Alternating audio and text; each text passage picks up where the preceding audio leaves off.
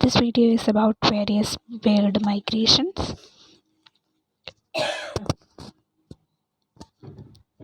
The bird migration is a seasonal movement from one habitat to another and back again to get the advantage of favorable conditions. It is traditional, hereditary, or instinctive, and of regular occurrence at definite intervals every year. Usually, the birds migrate to the northern hemisphere in spring to breed and return to southern hemisphere in autumn to pass the winter. Starlings, golden oriole, Indian pitta, grey-lag goose, gargany tail, pintail, common tail, gardwell, common pochard, shovelers, all these birds undergo migration. So, birds with their marvelous ability to fly and with their unparalleled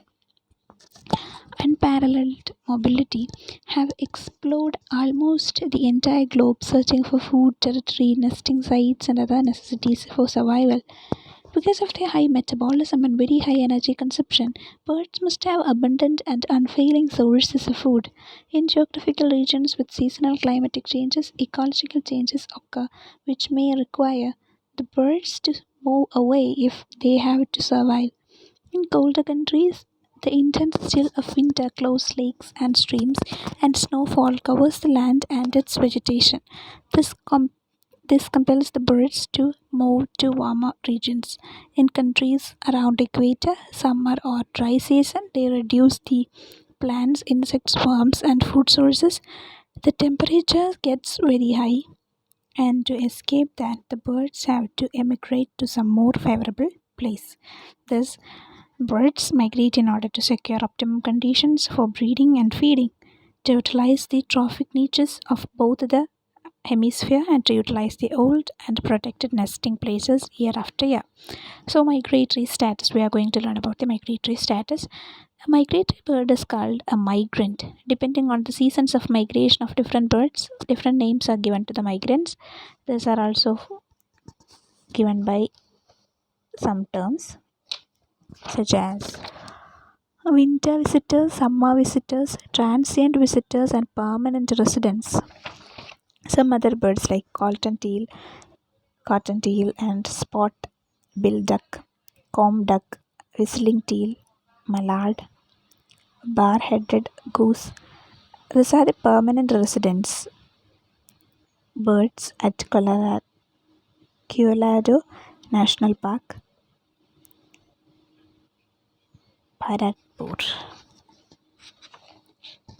So some birds are called winter visitors. This include those species which move from their breeding grounds to spend their winters in a more suitable place where food is also in plenty.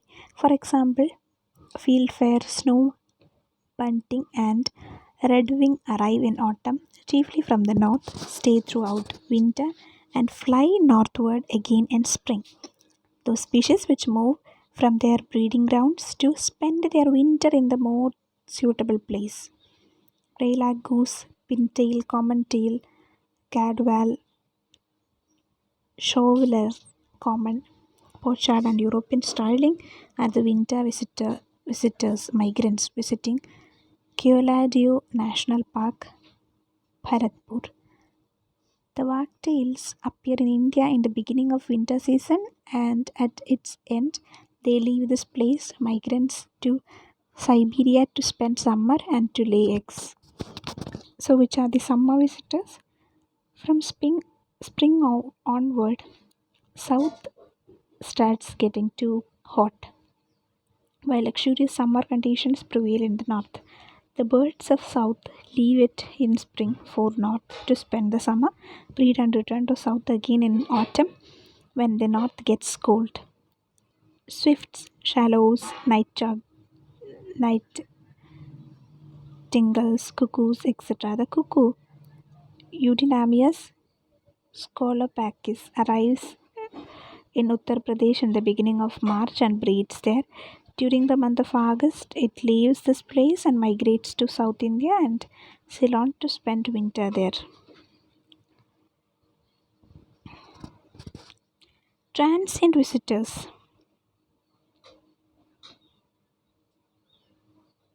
Transient visitors are birds. These are summer and winter visitors.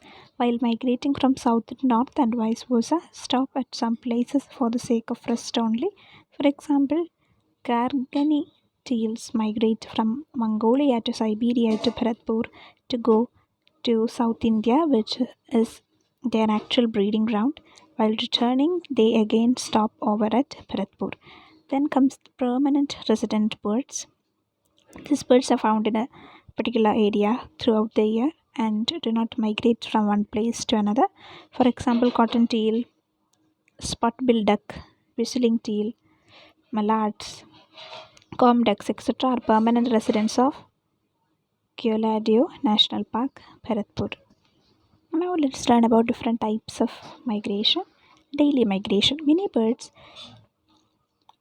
make daily movements from their nest in response to environmental forces such as light, darkness, temperature, humidity, and food availability.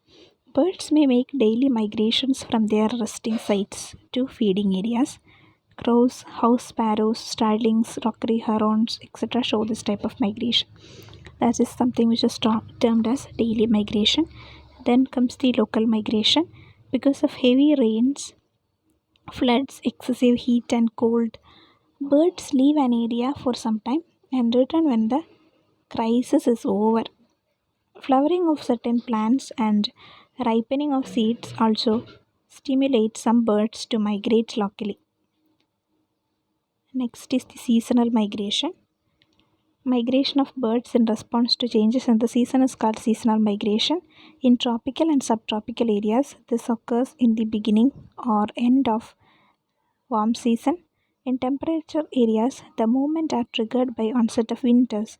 The birds which rest in temperature zones go to warmer areas. Such migrations of birds are known as Northern Hemisphere, Europe, North America, and Asia. Now is the next one, that is the molt migration. In most ducks, male and juvenile birds migrate short distance northward for molting, leaving behind females and young birds in the breeding ground. Next is the cyclic migration. Some migrations of birds are seasonal but do not occur at regular intervals. The cyclic migration of the snowy owl in search of lemming, chief food for snowy owl in United States in winter, occur in 3 to 5 years. Parallel migration. In certain cases, all the birds of a group of migratory bird do not leave the native land and hence they are always represented by certain individuals. But these individuals are not always the same. Red beast, finches, etc. Vagrant or irregular migration. Some of the birds, such as herons, sometimes dispersed for a short or longer distance for the sake of food and safety. The birds can also be swept away by powerful winds and hurricanes, oceanic storms to very long distance. Altitudinal or vertical migration. The birds living at high altitudes descend at lower altitudes in winter to save themselves from the intense cold of high altitudes. They return again at high altitudes with the advent of summer. Coats of Andes Mountain in Argentina move downward. Mountain quails, which nest at elevation up to 9,500 feet in Central California mountains, migrate downward to area under 5,000 feet in the fall, and the summers they go back to the hills. Violet green shallows of UK and willows in Siberia are also vertical migrants. The Himalayan white-capped red strays resides at a height of 8,000 to 14,000 feet. During winter, it descends to the height of 2,000 to 8,000 feet. In certain cases, such as blue grouse of USA, the direction of migration is reversed with the season. It passes winter high up in the Rocky Mountains, probably to avoid competition and predation.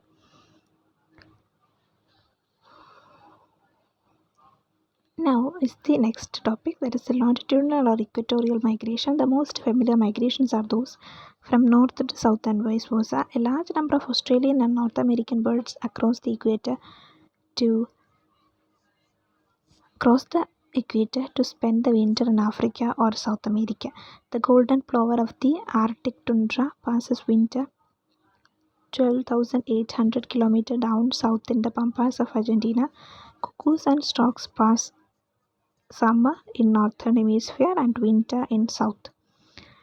Next one is the longitudinal migration. Movement of birds from east to west or vice versa is known as longitudinal migration. Evening grosbeaks that nest in northern Michigan spend the winter in New England. California gulls that breed in Utah migrate westward to winter on the Pacific coast. Starlings move from West Europe or Asia to the Atlantic coast.